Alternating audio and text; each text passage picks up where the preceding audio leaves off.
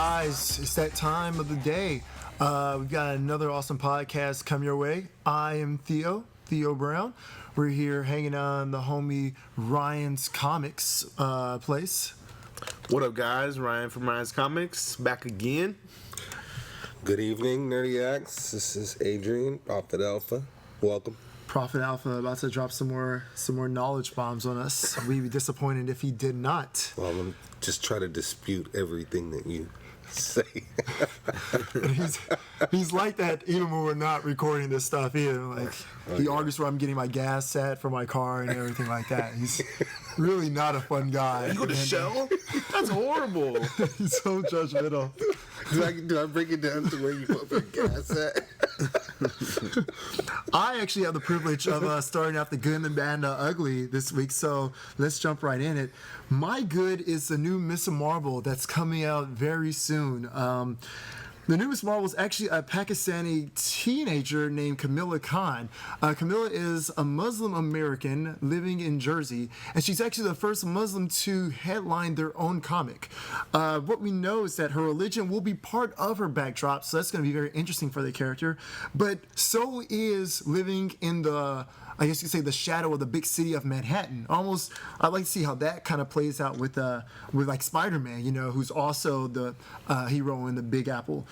Marvel has said they want to shift this stereotype from, you know, the big-breasted, scantily-clad women from that caricature, and instead start working on creating more fleshed-out heroes with the emphasis on fleshed-out women heroes that have a lot of depth to them. And a quote from Axel Alonso, who's Marvel's editor-in-chief, said, "The comic book world is no longer a boys' club." And I think if they're going to start going this route, that's a great thing for everyone. It's almost the exact opposite of what DC was doing with their action figure consistency. You know, they were like, "Oh, we're going to be geared more towards boys." Yes, yeah, we talked about that in a previous episode. And then Marvel comes out and's like, "Oh, actually, we're doing the opposite, and we are, you know, expanding our horizons here." We're going to force the change that we want to see. Well, I can see how it would translate into maybe a good story, you know, but everybody wants them to look like a hero. Sure, you know. Sure. But I think, I mean, I don't know if I'm going to read it. But we'll see. I'm still more of the big-breastedly, you know, scantily clad superheroine type. No, I with a little bit of like slutty background. Well, I don't know if I'm personally that far invested in it, but I think it does have a point, you know, like I think they're definitely trying to go for new readers with this one, you know, like a lot of bloggers who have been blowing up, but as far as people who are already actively reading stuff, you know, reading the Forever Evils, reading the X-Forces and so on and so forth, will this comic be able to break the rotation? I think that obviously remains to be seen, but like you said, it depends on the story. If the story's good and it picks up traction, let's just hope that it's not like a publicity stunt and it fizzles out. She would have to have a good villain. If she doesn't have a good villain, it's not going to last very long. Yeah. Now, isn't the Green Lantern from DC from DC Middle Eastern? Yes, Simon Batts. Is he Muslim or is he Christian? You know, No, he's Muslim. He's Muslim. But I don't know. I've read, I believe it was like the big volume 1 of it that introduced him. I don't think they talked too much a bit about his religion as opposed to this one, which is it's right on the forefront of who this character is. Simon Baz, he had to deal with more of like the perception of who they thought he was. Yeah, he was in trouble with the law already. You know, like, you know, racial profiling. Aspect of it. Yeah. I don't know what this Miss DC racial profiling, they're hating on women. Like, what's going on, DC? Man, it'll be interesting to see. DC's like the real world. But yeah, it'll be very interesting to see. So, you know, if you have an interest in it, you know, or you, not to sound, you know, like being a stereotype, but you know, like this is, especially if you're like a young daughter or something like that who's interested in looking for just a different female hero and she hasn't started collecting or anything yet, this could be the perfect opportunity for her to jump in, maybe with the series. So, well, going off of that, Marvel is doing a lot of stuff, and I don't know if this is Disney's doing or Marvel's doing, but Marvel's always been known to do number ones, and now they're doing a whole new batch of number ones. excuse me. Amazing Spider-Man, Wolverine, Punisher, Daredevil, Ghost Rider, Moon Knight, Silver Surfer, Captain Marvel, Iron Patriot, Magneto, Secret Avengers, Wolverine, the X-Men, Wolverine and the X-Men, Avengers Undercover, Loki, Agent of Asgard, and many more. That is a lot of titles, gentlemen. I don't know about you, but I don't know if I can keep up with all that stuff. Like, another Wolverine title, Secret Avengers being rebooted for the third time now. I like the idea of Secret Avengers. I don't know why they're sticking with it so much. It's kind of like the whole Illuminati thing. I feel like it's kind of like that background noise that doesn't really matter. But I don't know. They just keep rebooting it. They keep bringing it back. Why does that happen? Why would they keep on making out these number ones? Well, stuff like that? Ryan explained it to me a couple of weeks back. I don't know if we did it on a podcast or if it was just in a conversation. That basically, as for a selling point, people want to come in and see a number one, Vice, a number. And that's why I think it's good. It's good for me because guys come in and they see a number one and they can start a new story. And the thing that I like about it the most is a lot of times when it does start getting to like issues 30, 34, whatever, you know, I have to tell people, oh, on issue 32, the new story arc started. So it's more work for us, which I'm fine with. We have to read more comics and keep up with like what to recommend. But when they do number ones, and they're even doing a lot of point ones, so like they'll do like 19 point, and then it'll have a big number one in the corner. So people are like, oh, it's the beginning of a story. So I think if they keep putting the big number one on the story and keep the continuous numbering going, I think that would be better. I like that. If they can really tell people, oh, this is the new part one or part two of something, like I think that we'll be able to sell books better. But let's keep that number going. A lot of people like to know, like, okay, I've dedicated 75 issues to this story. Now maybe I'll be more, inclined to start, one of the offshoot books now. Maybe I'll jump in, I was doing Spider-Man, maybe I'll jump into Carnage or Scarlet Spider. Oh, now I need all those back issues, and where do I get those? At the comic shop. There's a good rotation with that. So I think Marvel's hitting it good, and now DC's getting into those weird numbers now, and now they're starting to see a lot of people fade. I'm seeing a lot of, comic books losing momentum that had a lot in the beginning, Like what? So, What's an example? like Justice League. Justice League was huge for us when, the first 20 issues. And I think Pandora, that whole, the whole Pandora's box thing kind of threw people off. Yeah. It was there's no big payoff. And then, Forever Evil started. But I just didn't feel like a clean transition. It was like they promoted this big event, and then it was almost like, okay, that was the big event. And a lot of people, I think, thought that was it. They didn't know there was a Forever Evil after. And they jumped into Forever Evil, and they're like, oh, this is awesome. But it was a lot harder to get those readers to come back, I see. And Marvel is just picking up new readers all the time and giving the guys that are, loyal to it, staying with certain things, like doing like Infinity, like doing those big events and stuff. So I think Marvel's keeping their consistency better than DC is for sure in their universes, even though they're doing a bunch of number ones. They're staying true to their story arcs. Well, the thing, you're good is that these are all new reboots of number ones. These aren't continuations. Like for Wolverine and the X-Men, this isn't one of the ones where it's like 34 on the bottom. And this is an actual number one. These are actual number ones. So and just like they did with Daredevil, even like the current run of Daredevil is a really good run of Daredevil. Yeah. But they're rebooting it from a number one. Now, I really don't like that either, because as a collector and how I would like categorize each volume, it's very difficult because they change so much. Right. You know what I mean? And then like for instance, Spider-Man had many titles at some point in time. Now, Amazing was always the core, but sometimes they would have a story arc that started in another title that wasn't Amazing, but spilled into Amazing. Yeah. And then like you buy all the singles, but you don't know how to catalog them. You know what I mean? As I want to catalog them for myself as a reader, but if you catalog them by story title, you might get lost in the sauce of finding that story arc within your own collection. Yeah. You know what I mean? Because now you got to go dig out and Which find.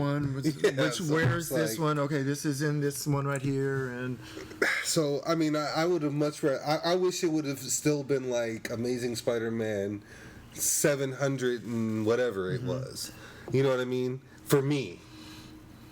But I'm old school with this. well, I will say this. The cool thing for me, I'm looking at these goods, I mean, if you listen to this podcast, you know that I'm slowly starting to get more back into the comic book collecting, and I'm fully pretty much into Forever Evil, series like that. And so when I look at these number ones, I'm also thinking like, man, there's some more ones I can pick up, like the Magneto one that we talked about in the previous one. And then I can maybe pick up some that I'm not too familiar with the characters, like a Moon Knight. Maybe I'll start, just following that series. See, with Moon Knight, they start them and they stop them so many times. Often. You know what I mean? And like they never seem to do him right, and he's such an interesting character. Yeah. Then I guess I won't be picking up. He's a Moon Knight. schizophrenic Batman. See, now, And I will now. Yeah. Because of that. the reason why the Magneto one sticks out, and he actually put it in bold, is that it's the first time that he's had his own continuum. So technically, that Magneto number one is the Magneto number one. If they're able to capitalize and make his story relevant, The cover's sick too. It looks like a barbed wire as his helmet. Yeah. If they're able to make this a significant ongoing series to where they never cancel it, they just always keep coming with different volumes of it, which they could do a lot with Magneto. That is the number one to buy because it's the volume one of Magneto. Because the other ones that they had were just miniseries. Amazing Spider-Man though. Amazing Spider-Man for sure. Amazing Spider-Man 2. I mean, but I think eventually they're just going to. I'm looking forward to at 701. The ones I'm looking forward to the most are Loki, Agent of Asgard, which is out released now. crazy. Moon Knight, Must get that. Punisher, Daredevil, and Amazing Spider-Man. Iron Patriot, I don't really know. I'm not really honestly the machine suits. Maybe because I've seen it done so many times since a child. James Rhodes. I'm 90s kid. There's so much robots and He's just no longer War Machine. I'm just over Iron Man completely. I'm just over the whole suit thing. Like, there's no story. There's no real They're putting out like Loki, like a Loki book. I know there's gonna be a lot of things going on in that book where Mysticism. I have to. Yeah, so they're not gonna. I just don't see Iron Patriot having the depth that any Magneto or Iron Patriot. Where am I gonna spend my $4? Yeah. Definitely Magneto. Yeah. So you could never go wrong with Daredevil or Punisher. No, you ever. couldn't, ever. As far as a reading, now Punisher, never. I've never gone wrong. Even the Max series. I'm talking about like a good crime noir where Punisher solves a lot of brutal crimes brutally. Yeah. Punisher's He fights always fire been good with for that. fire. And I'm not talking about just go in there and kill. I'm talking about he has some detailed, fleshed out story arcs where if you could almost see it on screen the way that they flesh it out in the book. Daredevil is he's just entertaining. I just wish they don't do the whole Matt Murdock thing the whole time, where they're always talking about the media and everyone. They just focus too much on him. Well, being he's Matt out. Murdock. I mean, he's out in the book. Everybody knows that he's Daredevil. Yeah, but it's just, okay, his identity's out, but why does it have to be the whole book? It's too weighted. I want to see him team up with a Luke Cage or something, or do something crazy take down Doctor Doom. I don't know. Let's step it up. I love talking about stuff like this because sooner or later, all this stuff is just going to be put in live action on shows like the Netflix series that it's are going to be in 4K, by the way. It's going to be streaming in 4K. Yeah, It's going to be amazing. By that time, I'll be able to afford a 4K television. Or I'll just come over to Ryan's house. I'm just gonna watch it at Ryan's house, dude. Why would if you DVR it, does it come out on 4K? I don't know. We'll see. I got my new DVR coming on Friday, so Yeah, you need to double check that. Yeah. See if their DVRs are equivalent to your television. My good is today, Justice League War, the DC Premiere Animated came out. It is their equivalent to the DC New 52 launch in comics, where Jeff Johns and Jim Lee reinvented and reimagined the popular characters of DC: Superman, Batman, Wonder Woman, and the whole pantheon of them. Well, they're doing it in the animated series. Now, the good thing about Justice League War, which I thought was an awesome movie, I have some qualms about the Japanese style of animation vice the old, more American style of it, being the patriot that I am. But the story was really, really good. It showed Superman as basically this fresh, he was unstoppable. force. Unstoppable is a And great everybody word to knew use. it. Yeah. And everybody, but Darkseid was an unstoppable force too. Spoiler alert. Spoiler alert! I haven't seen it yet. Yeah, but Sorry that it just came out today. I didn't know. yeah, Step your came out game up, nerdiac. But it I've is been working all day, buddy. It is a visual spectacle, even if you only have it in, the standard 1080i high definition. Like us peasants here. I listened to it today. I bought it and I listened to it on my surround sound because the house is wired surround sound. So I had turned up the subwoofer, and it was just like boom boom. It was awesome. And you can hear Darkseid's lasers going all around the house. Oh, it was awesome. It was awesome. But the reason why I'm bringing this up because DC is also going to be continuing their own version of a continuity in the animated style Which is movie great format, news. which is great, and it's all going to be based on the current comic book runs. Now they're going to change the story. It's going to be based on them, but it's not going to be the same stories. They're going to change them up a little bit. Yeah. But That's always good though. Keep it fresh. that's real good. So that means you're going to be seeing their version of Forever Evil. You know what I mean? Which is like the hot story arc Perfect right because now. they already have the animated field to lead into that too, so they can say, "Watch this," to see how Ultraman and Owlman came to be. So Yeah. So everything now in this DC, Court of this Owls. DC animated, this DC Court of premiere. Owls, that would be. Oh yeah, sick. yeah. So everything now is New 52. But the good thing is that they're still going to have those old DC story arcs converted into animated Are they movies, putting too. the New 52 tag on the movies? I don't think they're putting them on. I don't think they're putting a new tag on them. But the thing is It that will be understood, maybe, yeah, it'll be understood. because they said they're going to directly influence and affect each other. Yeah, like the yeah. new one is It's is leading- Damien. Yeah, Damien So son this of- is the same. Yeah. But also the thing is that, like I said, they're going to continue with the old popular story arcs. Like I heard they were in the works of doing a Kingdom Come, which I would love to see, Don't play with my especially in emotions. that DC Premiere animated format.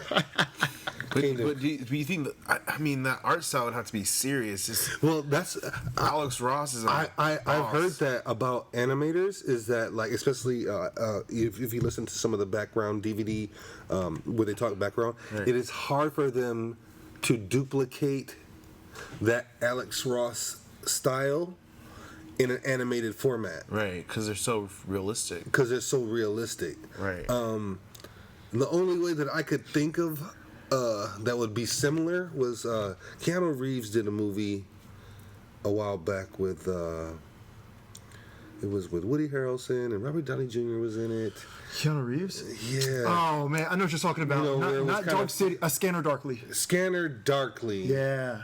Very And- underrated movie. Now, the way that they shot that, Cell shaded. How they use live action and then like cell shaded over. it. I would think that would probably because Alex Ross is really he uses human Right. Photorealism. photorealism. So there's an actual model that he uses in his Superman portrayals. Yeah.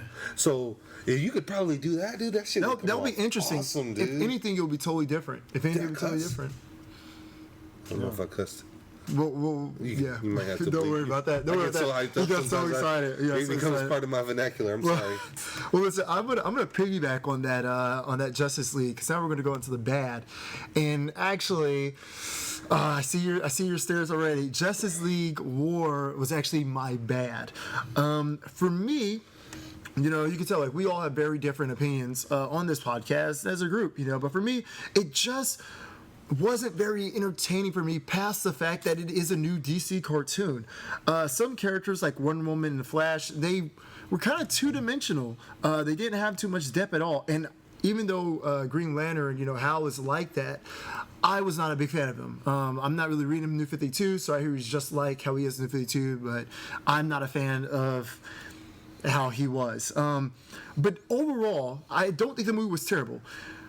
The only issues that come up and the major flaws that come up is that when you look at it with the same company as Flashpoint Paradox, the Red Hood, Batman, Superman, Public Enemies, the Wonder Woman animated film, All-Star Superman, it doesn't hold a light. Superman versus the Elite. It's clearly not in that level to me. It's still worth the watch. Like Adrian said, it's out on DVD and Blu-ray today. I strongly suggest pick it up, check it out. If you think I'm wrong and Adrian's right, let us know in the comments. They're all gonna say I'm right, dude. Get out of here, man. You nitpicking on what was? I didn't even hear it. You lost me. Did Wonder Woman have some depth besides she likes to fight and she likes ice cream?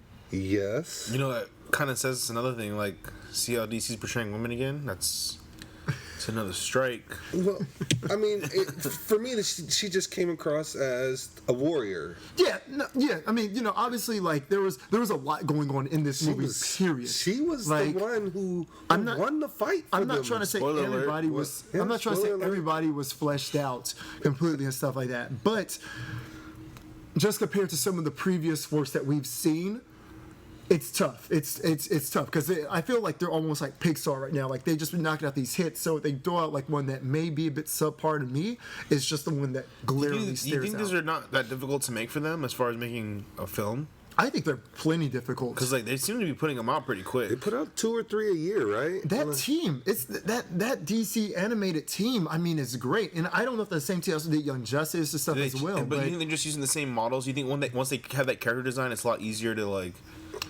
film it and stuff? I think you could possibly tweak it. Maybe you tweak certain things a certain way or something like that. But you've noticed, with the exception of this one, because they used a new 52 suit for Superman and stuff like that, for Batman and Flash. The Green Lantern suit is kind of off a little bit. Yeah. I understand that one. Yeah, but I think for the most part, I think they come with the models and they did. Spoiler alert: they did Cyborg justice in this though. Cyborg. I will say Cyborg was beast mode on this though. Really enjoyed Cyborg. Yeah, thank you for pointing that out. He was almost like Superman level. No, Cyborg. I want to see more of this like Cyborg. Superman level. I want to see more of it. But dang, I lost what I was gonna say. Go ahead. But no, I mean that was just it. I mean that's the thing. Justice League War. Go ahead. I found out. Okay, so for me, you know how Marvel has the continuity in the movies, and they're dominating it, right? Yeah. But on the other hand, as far as Marvel releasing movies direct to DVDs, they're way behind. Terrible. As far as the animated DC movies, they're way ahead of Marvel. You literally cannot compare the two. Yeah, well, you can compare the DC animated projects with Marvel's movie projects. Yes. You know what I'm saying? Yeah. But Marvel did their that's how I animated. feel about They've been doing animated a lot longer than DC though. They have. Like quality ones, except if you minus the animated series, Batman animated series, and those ones. No, but like I don't know if you've seen. I don't even know when the last. I stopped watching. Like the Avengers TV shows are awesome. Well, I love them. I think we mean more like the Marvel movies. I believe that's what you're talking about, like the animated movies and stuff like that. But Marvel really doesn't do that. I mean, they have Disney Channel and all this other stuff to put their stuff out on. So, I mean, it makes more sense for them to like make TV shows. Like Warner Brothers, I mean, what did they have? Well, that's what I mean. Like, it's surprising, really, because if you look at the Warner Brothers cartoon movies, you're just like, man, like they're making good movies, like live action movies, and their TV shows. I didn't watch the Avengers Assemble show, but I heard it's good. Always Warner Brothers. What are Warner Brothers TV shows? What do they have? Warner Brothers is like Bugs Bunny, Daffy Duck. Well, no, I mean, as far as the Marvel stuff, I think DC, I mean, past I don't know what's been come out past Beware the Batman, which is Titans canceled. Go. That's it. Titans Go. All their stuff gets canceled on TV. So man, it's weird. But I'm just saying, Marvel, I would say would have a bigger TV presence. Well, another thing I would say though is that so that's 2 out of 3 though. That's 2 out of 3 if you want to say television. Yeah, because I mean, I'm just saying like that has to be recognized too. Yeah, so they dominate television and the movies. They have movies. also Spider-Man 2 that does really well. I mean, they just keep putting new scenes out for that. Well, I think the interesting thing is that like the demographics that they aim at are totally different. Like these DC animated films are straight up PG-13. Yeah. I mean, they're definitely catering toward like adults. You know what I mean, something like that. Look at Avengers Assemble and the Spider-Man show and whatnot. They're definitely catered toward kids. So they may have a story arc that adults can enjoy, but I would think Avengers Assemble will be more for general audience. Honestly, it is. I would, because like I remember when I had it on one day, a couple of my buddies came over that didn't know nothing about they they know the basics, But then I had it on just in the background, and then like next thing you know, that's what we were doing. We were watching that show, like oh, don't change, let's watch it. And they're like, it's like watching a movie. You know what I mean? So it was pretty. Avengers, you talking about Avengers Assemble? Yeah, Avengers There's Assemble. some good stories on there, and they're original stories. I haven't seen anything really based off of a particular story. And they stay true to like some of the original origin stories. Like they stay true. Yeah. I think all the first episodes were just like introduction of each character, and then even the way they came together as the Avengers was like when Hulk going Loki tricking Hulk and all that stuff. Sure. They even did that story too. So they had like elements of the stuff, but then they had a lot of like original things, and then. If you watch Ultimate Avengers, you would know that the Chitauri were in that one, and they took the Avengers movie plot from that animated. Yeah. So if you'd watched that animated film, you already knew what the live action. So it was almost like the reverse in that situation. They did the animated and then the live action. And to me, it seems like Avengers Assemble is in the movie universe. That's how it comes across to me. That the Avengers Assemble, the animated series, is the same universe as the movie. MCU. Yes. The Marvel Cinematic. That's how I interpret. Honestly, me too, because especially from that Ultimate Avengers, like they seemed like it was like perspective. It was like almost like a mirror of that story, like crazy, yeah. So DC, you only got them in the direct-to-DVD sales, which to me, as a geek, I get just as hype about when they come out. I mean, but those direct-to-DVDs also get downloaded a lot faster for free. Yeah, that's an unfortunate side And effect. TV, So you think they lose advertising out? dollars? Man, I don't. The thing is, I don't know if they lose. How did you see it out. 2 weeks ago? Oh, I'm sorry. Sorry, FCC. But I'll probably plan on purchasing a couple as well, though. You gonna buy a couple now? Well, no, but just because they give you all the special stuff on there that you're not gonna be able to see, like with the screeners and stuff like I'm that. gonna get it as well. I'm gonna get it tomorrow. Just gonna get it tonight. But the interesting is, Walmart. Walmart. I got Best Buy points. Sorry. But Okay, you the better. interesting is with those DVD ones is that I feel like they're doing their job. Because every time you talk to somebody who knows about them, usually the reaction is, "Oh man, those things are awesome! Did you see? Did you see?" So like I almost. It was different than when we grew up and we would see Batman, the Mask of the Phantasm in theaters. Like, we don't get those kind of releases anymore. Yeah. But I feel like it's that kind of quality, if not better. They're just content with the audience that they have. Yeah. If that makes sense. Because, you see them on all the... It's better than that quality, but Well, yeah, but like you see them like on, I'm sure all the sites that we check, like every nerd page that I'm checking out today has had, war for the past couple of weeks and stuff. So the Justice League Unlimited is a very good animated series. Yes. So my bad is these movies keep casting all these good guys in real life as bad guys in movies. And it's okay, if you're a good actor, it doesn't matter, a lot of character actors, people get, or what is it, not character actors, but what is it when they get into the mode? They Method. There you go. I was looking at you, Theo.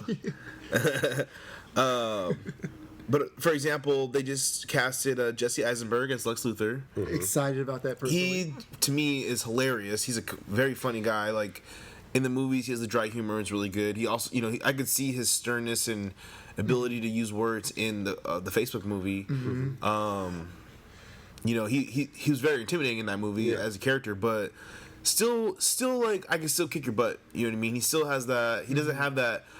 I'm very smart, can talk slick, and can do stuff. Would you say that Jesse Eisenberg's performance in The Social Network could be like a precursor, like that's how you could vision him as Lex Luthor? That's the only way I can see it as far as now. Like that cold dead stare he can do. Like there's not. That's a good cold dead stare.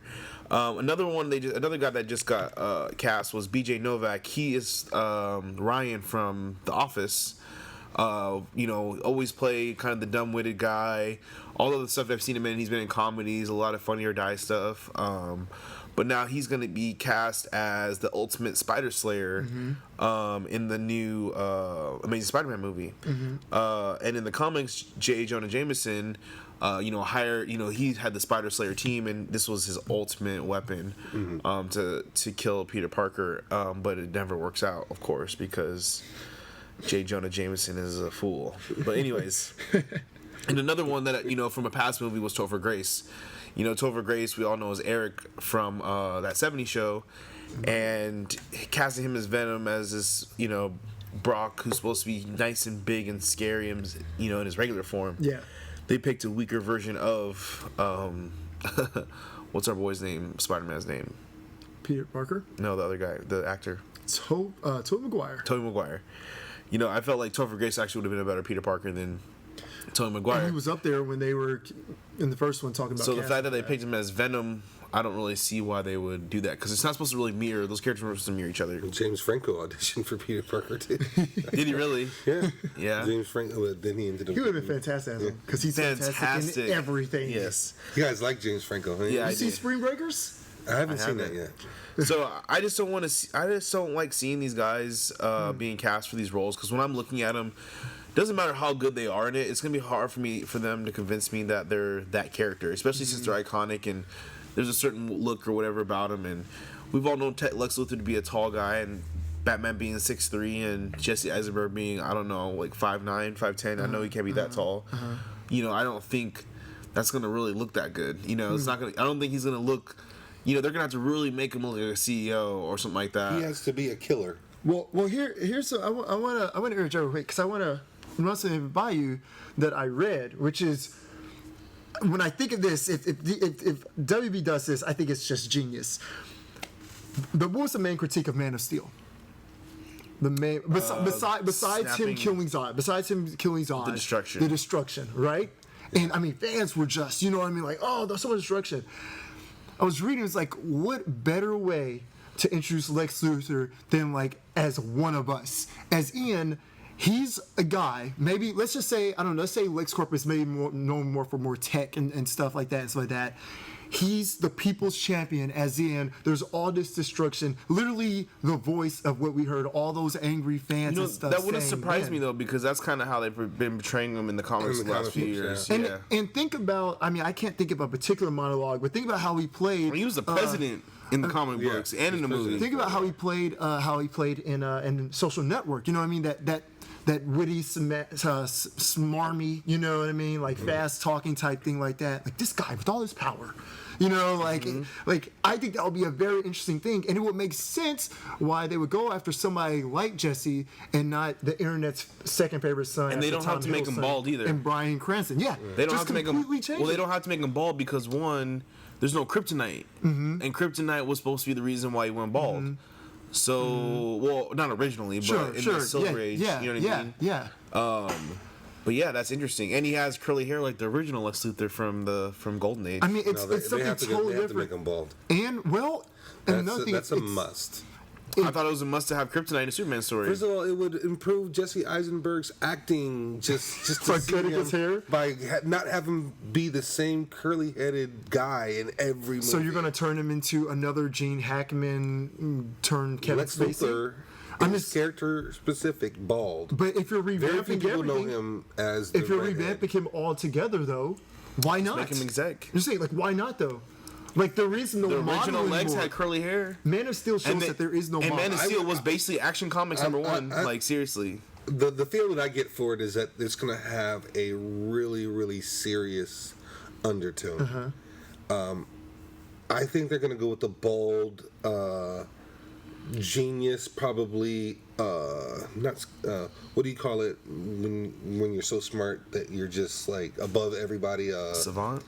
Idiot savant kind of guy, but just hey, he's gonna have his enforcer. Well, he's genius level. He's the smartest guy on kill Earth. that guy right now. You know what I mean? He's the smartest guy on Earth, though. Like that's his. Because if you're reading for Forever Evil, like if you read the first couple of issues, like when the power goes out and that guard tries to save Lex and Lex, spoiler alert, lets out Zero out of the.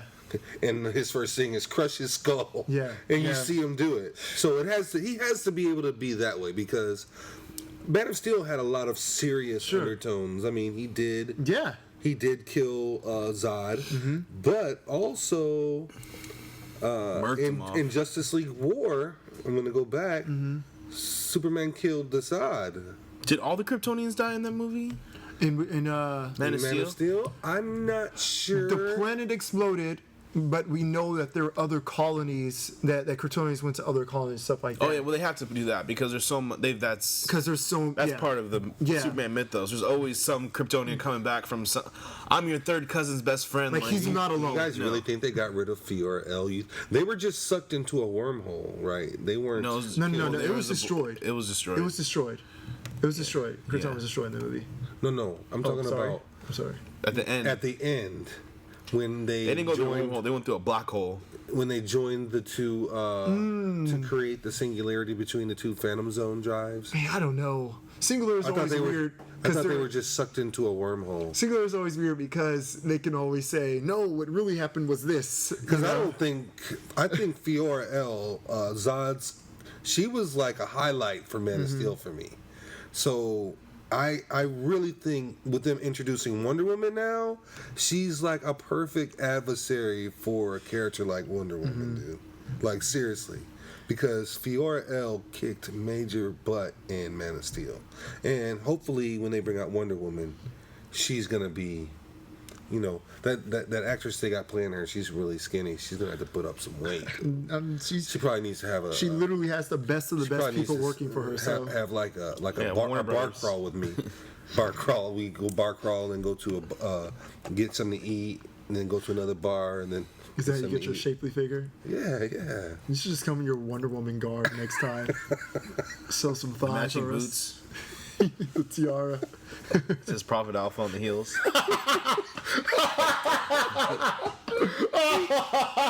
Ryan's got jokes. Ryan's got Prophet Alpha on the heels. Ryan's got jokes. Fresh Nike ID Wonder Woman boots. Oh, man. The SEs. Oh, man. That was Ryan's great. got jokes, dog. All right. Oh, man. Okay, we're gonna go into my bad after that. Thank you. That should be my bad. That whole little monologue right there. But my bad is actually I'm gonna go into. You're starting to see a lot of these advertising and and promotion for RoboCop. Mm-hmm. Now, I don't know about you, but I'm not as hyped to see it anymore. You wanna know why? Because they put a PG-13 rating on it. Now. Me and Ryan had the privilege of seeing the RoboCop panel at Comic-Con last year, right? Yep. And the footage that they shown us was all rated R. Mm-hmm. People were getting murked off. People were getting murked off, like blown up. If you don't know what murk means, that's murder. Murdered. And, I mean, it was more like the original one. The original one was a rated R, and it was very true to the environment that old and New Detroit was set up in. Yes, yeah. So for them to put a PG-13 rating on it, it's taking away from what the footage we saw at Comic-Con, vice to what I want to see visually on the screen. So this tells me that they don't expect much out of it. So they're trying to dumb it down for a broader audience, which I can understand them wanting to do that. But they're not going to maximize. They're not going to maximize their profits on it until they sell it on DVD Blu-ray. Yeah, with a rated R. That rated R / director's cut or whatever. Yeah, which will probably by far outdo the movie. In relation to sales, because some movies fail in the movies, but then when you go on to movies like Dread 3D, that's to say, that's like our movie Dread, Dread 3D. Which is probably one of the best 3D movies ever made. I mean, we've had this. Our love for Dread, everyone knows that, it's no secret. But their Blu-ray sales far outweigh what they did in the theaters. So I hope RoboCop does. I hope it does well. But I'm not looking forward to seeing a PG-13. Yeah. They should actually be smart and release it in both versions. Didn't they used to do that for some movies? Oh man, maybe rarely, occasionally. I can't think of any off the top of my head. I can't remember where they used to release a rated R version and then a PG-13 version. This is what I have to say about it, and it was interesting because the actor, when in an interview that he gave about a year ago, said that he wants to be a rated R, and cited the same reasons about, how homage to the old one, and so on and so forth. So it's tough hearing the PG-13 stuff, but you wonder when you look at the box office. If you're just looking at the box office stuff, PG-13, as much as it hurts fans like us, you're getting maybe possibly that younger crowd, and I think that's what Hollywood's aiming for. But it stinks because it's a movie that's not made to be neutered. As far that's as the point for quality, of RoboCop. The point of making the movie is to make the best quality film that you can. Yeah. And if you take away the violent aspect of it, which violence in movies has always been there. Mm-hmm. Let's be clear. I mean, it might be a little bit more realistic violence right now, but I mean, it's always been there. Mm-hmm. So it's just going to take away the feel of the movie. It's going to take away. RoboCop was never intended for kids anyway. No, it was never intended for kids. No, it was a Dark Horse comic. Mm-hmm. No, it was a movie first, and I think then converted. Yeah, I'm pretty sure it was a movie first by Paul Volheim. I don't know how to say his last name, unfortunately. And then Frank Miller, I think, adopted it into a comic, as a matter of fact. And then, but yeah, it's almost like the Terminator. It's basically the equivalent of the Terminator. It literally, that's the best way I could think of comparing it. Yeah. Now, and the original Terminator is rated R. Yes. What about Terminator 2? Was that yes. Terminator 2 was rated R, correct? Uh-huh. I believe the third one was rated R as well. Okay, see? What are they thinking? All right. That's my bad. Yeah, that's tough news all around. Only time will tell, but yeah, some movies I feel that like you want to see that hard R. My ugly is actually talking about S.H.I.E.L.D. and in particular the Agents of S.H.I.E.L.D. show that airs on ABC and Clark Gregg's comments. This is what Clark Gregg had to say about the viewers of Agents of S.H.I.E.L.D. And if you don't know who Clark Gregg is, he plays Agent Coulson in the show as well as in Iron Man, Thor, and the Avengers film. This is his words when talking about the viewers that have left Agents of S.H.I.E.L.D. Those aren't geeks. Those are losers. You start to have people like Def Clock showing up. You start to understand that a bunch of these different episodes were connected. A lot of the geeks that I respect most are very excited about where we're going. So I'm just going to choose to work for them. And then you continue on to say, I guess I don't mean to say that people who have been frustrated by the Discovery period are necessarily losers. I just think that they should be perhaps a little more patient. Now, we've talked about this. I'm a fan of the show. And I feel like the problem that Mr. Gregg doesn't understand is that Agents of S.H.I.E.L.D., the show, was pitched and shown that it would be heavily involved in the MCU, in the Marvel Cinematic Universe, not unlike the Marvel one-shots that are on all the DVDs. That is exactly what the show is not. This show is pretty much Law and Order S.H.I.E.L.D.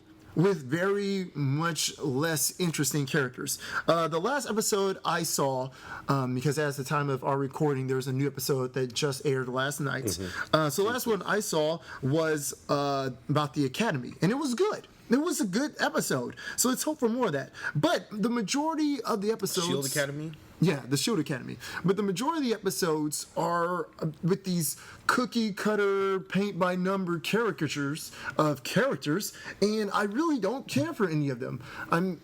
That's it. I feel that that maybe if they had brought in some big character and almost had them be like the handler type thing, maybe that would be better. But I'm sorry, Greg.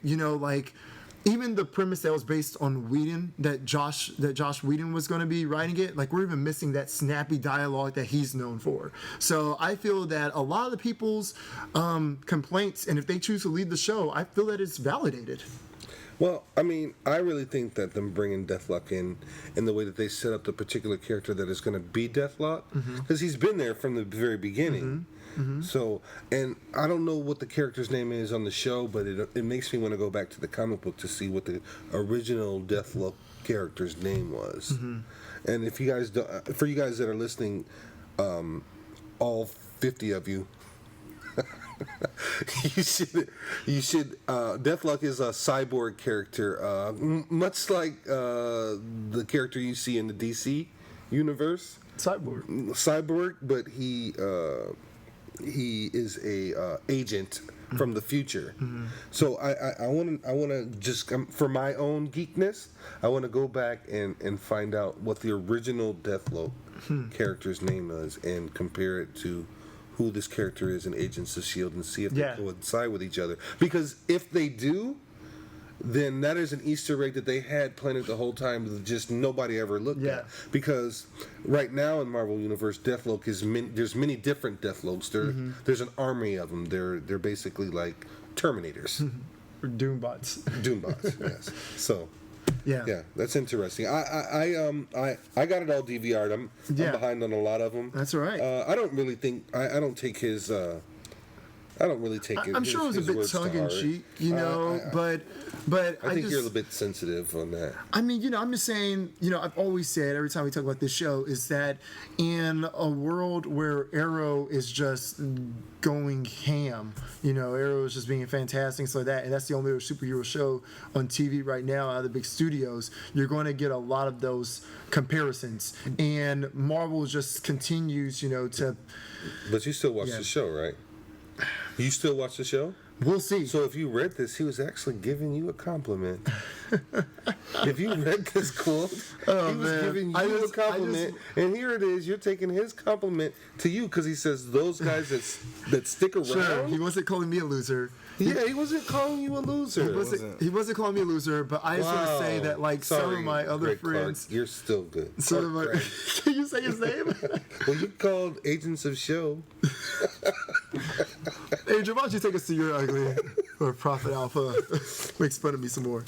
No, actually, me and Ryan actually have the same ugly. And Philip Seymour Hoffman's death. Yes. Another druggie. Yeah. And here's the thing. A lot of people say it's a tragedy. A lot of people say, he has a problem just like other people. Everyone has their own problems, but that was his problem. I feel like drug overdose, there's no excuse for that. I'm not going to feel bad for you. You died the way you wanted to die, and that's it. Yeah. And now we've seen so many greats die from drugs. It's just not, the shock factor for me, honestly, isn't there anymore.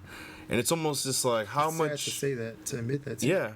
And it's just, these guys get to a certain point where they just have so much money and nothing to do. And it's crazy because they're not like crackheads or smackheads where they're just going to get to the next hit or whatever. This guy's rich. He can have as much as he wants, and he had lots of drugs, used empty capsules and empty envelopes of drugs, lots of ones that weren't used yet. He was stockpiled in there. Fallen soldiers. He had just recently went through a stint in rehab about a year ago. Yeah. Apparently, he had sobered up. He was clean and sober for about 10 years. Had a relapse, went back to rehab, and this is what it's led to. Heroin's serious too. Heroin's but you know what? For me, it's hard to understand. I watch these guys on television, right? And right now, the reality of it for me is that I'm actually watching these guys that I admire as for their acting skills. Mm-hmm. But you could look I could almost every time I see an actor, I wonder if they're a drug addict, and you could almost pick some out just by the way that they act. That you could tell that they're spacey or that they use some type of, that they're into the drug scene. For instance, Tom Hanks, I would never think that Tom Hanks is out there doing lines or being a heroin addict. It would as a matter of fact, as a geek and as a movie, it would kill me to think something like that. But if somebody and I'm not insinuating, but somebody like Matthew McConaughey came out and they said he was something like that, I would be like, it doesn't surprise me because he fits that genre. In your head, it fits that profile. It fits that profile. Tom Cruise, I wouldn't think he would be, but he might be. I don't know. The guy doesn't age, right? They said, and they just in. I just got a little alert that USA Today says that 4 people have been arrested that have supplied Philip Seymour Hoffman with the heroin. Yeah. So that's just in. That was just right this moment.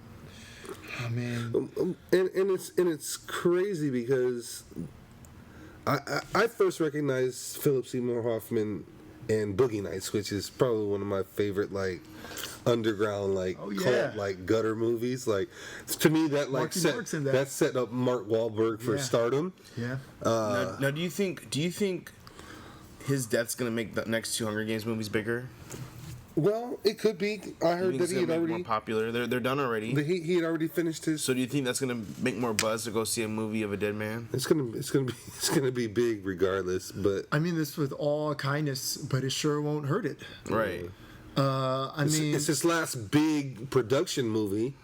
I think that, even though how, look at the financial success of The Dark Knight, I think that speaks for itself. But a lot of that, when you have that hype of, it's their swan song, stuff like that. Now, I'm not saying he has that big a role in the other ones. I've never read the book, so I don't know what happens later on. I know I enjoyed him in the second one. Supposedly he's supposed to die, but that's just what I heard. So I don't think it will hurt. Supposedly he died he killed himself from poisoning himself, which is ironic. Well, thanks. Spoiler alert. You think I'm I'll just forget saying. that in 2 weeks? I'm just saying though, that's just ironic because Well, he died from his own poison. We have the topic of the day. So Theo, what is the topic of the day? Man, the top of the day is a really, really big one. We're going to talk about our top 5 most anticipated films of 2014. There's a lot of good stuff coming out. Really excited to hear all you guys' lists. So, Adrian, I'm going to give you the honors, man. Let's start us off. okay, out of 2014, my top 5 are. It's going to start off with Captain America: Winter Soldier, mainly because I like what they did with it visually. I like how they're really kind of fleshing out the Captain story, and I like how they brought back Bucky from the original one. Such a good film. Into this one and how they're going to explain his story. My second one is Amazing Spider-Man 2. I'm giving this one a little bit more of a boost in my status because even though they're not part of the MCU, they are creating and putting a lot of respect into building up a Spider-Man universe, which, they can flesh out a lot of good characters in there. It does kind of suck that you can't see other guys join in, but we'll see. My next one is, I'm all Marvel, is Guardians. Yeah. I want to see how Guardians expands the story after Captain, because, I'm assuming that everything is supposed to lead up to Avengers 2. They're all supposed to have some type of Easter egg or tie-in to that. My fourth one isn't really per se a movie, but during the Super Bowl, I saw Neil deGrasse Tyson's upcoming TV show called Cosmos. Yeah. Man, that trailer blew me away, man. Like you, I have a real passion for the stars and just looking up there and just wondering. It's space porn. That's really sometimes it's the only word you can use. It's awe-inspiring. It lets us know how small we are. And number 5, I don't know if anybody knew this, but Sin City 2 is supposed to come out. Yeah. Sin City actually was visually more accurate as a comic book movie adaptation than any other at that time, in my eyes. It's on my top 10 movies of all time and top 3 comic book movies of all time. The original one was a very well done, well produced, well made comic book adapted movie, and I'm looking to see how they expand it. Hopefully, in today's tech that they've improved upon, they really don't have to do much. I would actually say that they don't try to improve on what they did for the original. Robert Rodriguez is the man at this stuff. I think we just want to experience some more stories when it comes to Sin City. They don't really have to change much. Yeah, it's so stylized already. Yeah, so stylized. What's yours, Ryan? So my top 5, first is The Hobbit 2. This is your number 1 or your number 5? Number 1. Okay. The Hobbit. They have me. They got me. I'm sucked in. I want to go back and watch Lord of the Rings, and then I actually want to watch Hobbit 1 and then 2, and then watch Lord of the Rings again. They have me sucked into the world. Bilbo Baggins. I want to see how his adventure ends, and I never read the book. Well, I did read the book when I was younger, but I don't remember it at all. So this is just kind of like nostalgia complete, and visually it just is amazing. Nothing else beats it, I think. And Peter Jackson's the director, right? Yep. He's just phenomenal to me. A lot of people hate on him for whatever reasons, but I don't see how you could do better than what he does. And the next is Maleficent. starring Angelina Jolie. It's the the story of Maleficent from Sleeping Beauty, the Wicked Witch, and I'm excited for this because when they do retelling the Disney stories, it gives you that, it answers all those questions you've had for 20 years or 40 years or however long you've been alive of, why was this person driven to be this angry? Yeah. And even in the story, it's almost like, to me, I want to see Maleficent was right. I want to see if her side was the story that we should have been following the whole time. Because why would someone just be that angry for no reason? There must have been a driving motivation that wasn't talked about very much in the original telling. So, very excited to see that. Angelina Jolie looks amazing, so we'll see what's going on. Next is Godzilla. I'm a big monster fan. I like Pacific Rim, but it just wasn't enough for me. There wasn't enough destruction and chaos, for a true monster movie. It was too much Jax from Sons of Anarchy for me. So I hope that they actually focus on the monsters and the destruction and a wannabe love story, a weird love story, like a brother sister, but not brother sister weird love story. Because they almost shared Jax and the Asian girl almost shared that same father figure thing. It was weird. So anyways, Wizard of Oz 2, the sequel to the Wizard of Oz. Looking forward to that one. I haven't seen too much on it. I just know it's coming out. I feel like we're blindsided by that one. I mean, blindsided. Nothing. Now, who owns the rights to Wizard of Oz? That's not Disney, is I it? actually feel like it's MGM. Oh, MGM. Is That's it right. MGM? Yeah, that makes sense. Yeah. Or is it?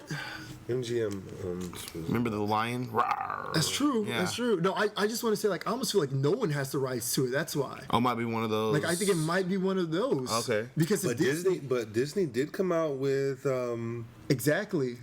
oh, But that's what they're known for. That's what they do. With the one with James Franco. What was that called? Wow. Yeah, I'm forgetting it. Journey into Oz or something. It was like good that. though. I liked it. That's why liked that. I don't know if anybody has the rights to it. So Wizard of Oz 2, let's go, let's do it. I'm happy for it. And then last but not least, Son of God. It's actually was already telecast at one point, and apparently they're just doing edited scenes or edited episodes from that show and putting it into film form. So I thought it was a full production made just for film, but apparently it wasn't. So I'm interested in seeing that. It's basically retelling the story of Jesus and getting, going really realistic with everything. So obviously, if the telecast was good enough for them to release it in theaters, that doesn't happen very often. So there must have been a huge oh my gosh, and really didn't release it in DVD form, obviously. So looking forward to Son of God, kind of along with Noah. Yeah. And don't forget Exodus as well. So that's 3 Bible movies that we're seeing next year. Yeah, that's interesting. So, so let's Noah let's looks do it. pretty promising. It does. It does look interesting. Oh, Pompeii is an honorable mention too. Pompeii is an That doesn't look good to me though. Pompeii is an honorable mention for you. Yeah, I want to. Out of the 300 Not sequel even Hercules? and Hercules and the Lego movie Muppets? and the Muppets, Pompeii is your I'm interested in natural destruction like that. That was an actual. It just looks bad. Transformers 4 wasn't on your thing, and Pompeii was an actual historic event. I'd like to see how they interpret that event visually. You said it so calmly. I'm not going to raise any more things about it. I won.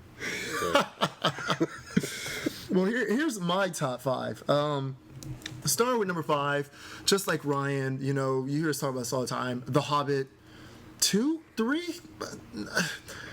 whatever Hobbit one we're on. I love this I adventure. guess it's Hobbit 3, huh? Yeah, I guess so. Yeah. Oh, yeah, my bad. I just love this adventure. I never wanted to stop. I've enjoyed the other ones so much. I enjoy Lord of the Rings. Cannot wait to get back into this world building story again. Peter Jackson, just take me away. Number 4, The Muppets Most Wanted. I am a huge fan of the Muppets, and that's probably understating it. So I lost my mind not when the first Muppets came out, but when this Muppets came out a couple of years ago, and now it's getting a sequel. I mean, I cannot wait to just enjoy some more laughs and see what Gonzo the Great is going to do, and Rizzo and Bunsen and Beaker and Kermit. The plot looks great. How there's another Kermit with the mole who's this bad guy. The jokes write themselves just to hang out with Sam Eagle and the crew. I'm excited to see that. Number 3, Sin City 2. Sin City is, like I said, on my top 10 movies of all time. I love this movie so much. I mean, just the storytelling. I feel like it's one of those things that, in my opinion, is just like a pretty perfect, like a pretty flawless movie for what I was trying to say. And the second one has been plagued, by production problems or story problems or whatnot. We really haven't heard too much about it. You just hear that it got pushed back because it's supposed to come back last year. So now it's coming out this year. Principal photography for it, so it should some be screenshots of some of I'm ready. I'm ready. Number 2, Days of Future Past. Big X-Men guy here. Big Bryan Singer fan. Have you ever read the original? Days of Future Past, the original story. Yeah. When I was younger. Yeah. When I was younger. That means you didn't. yeah, he didn't. You know what, guys? You tired of that attitude. But more importantly, when you look at what Fox has been doing, with these movies and the fact that they're trying to bring it all together, if it fails, it'll be epic failure. But if it's successful, I think it'll be one of the most successful storytelling things we've seen on the big screen. I think it can't be in a failure. long way. It's not going to fail. There's too many I don't think stars it in the will. movie. It's not There's too gonna much. fail. There's too many people in the movie. There's too much reason to go see the movie. So no matter what, it's gonna make $500 million. It's just not going to be a fan favorite. I can tell you that. Well, that's what I'm. I don't think It's gonna do good. Financially, financially will be fine. I mean, just as far as story wise. Sorry, I should clarify that. As far as story wise, I have faith in it, but a lot of people don't, and I can understand their hesitancies about it. I look forward to the Nimrod Sentinel. Yes. And my number 1 movie is of the year that I'm looking forward to see is The Amazing Spider-Man 2. My favorite hero, my favorite superhero of all time is coming back. I love the first Amazing Spider-Man. I love Andrew Garfield. I love everything about it. And seeing this one, even just seeing like these little sneak peeks, with some mysterious figure walking down the hallway, and we're seeing Vulture's harness and Doc Ock's legs. I think Jamie Foxx looks awesome as Electro. I think that his story, just how Spider-Man forgot his name after he said he wasn't going to forget his name, and that's what kind of seems to propel him along the life of badness. I think that's a very believable thing from what we've seen from the character. Just overall, I'm so excited about this.